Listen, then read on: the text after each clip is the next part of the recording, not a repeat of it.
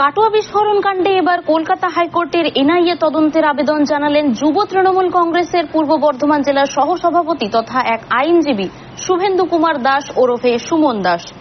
দাবি করেছেন কাটোয়া থানার তদন্তে ভরসা নেই।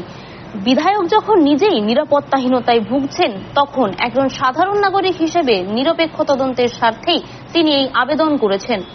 18 জুলাই কলকাতা হাইকোর্টের ডিভিশন বেঞ্চে তিনি এই আবেদন জমা দিয়েছেন, যার শুনানি 25 জুলাই।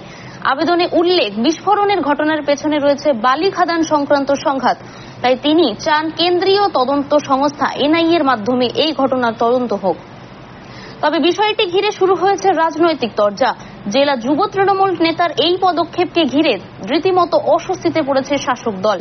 দলের জেলা সভাপতি রবীন্দ্রনাথ চট্টোপাধ্যায় সাফ জানিয়েছেন, আমার রাজ্য সরকারের উপর সম্পূর্ণ আস্থা আছে।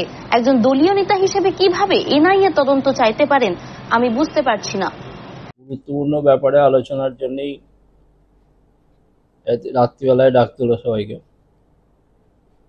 আমি এরা পড়ে দিচ্ছি যেটা আমাদের বক্তব্য।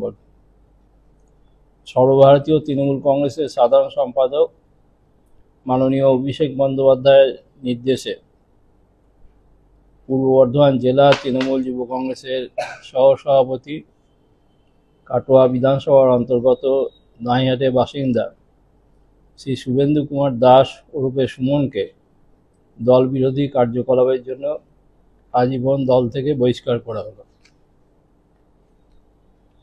কেন বহিষ্কার করা? দল বিরোধী কার্যকলাপের জন্য। কি ধরনের দল বিরোধী কাজ? অনেক কিছু আছে, সেটা রাজ্য নেতৃত্ব বিশ্লেষণ করে দেখেছে, তারপরে তারা সিদ্ধান্ত নিয়েছে।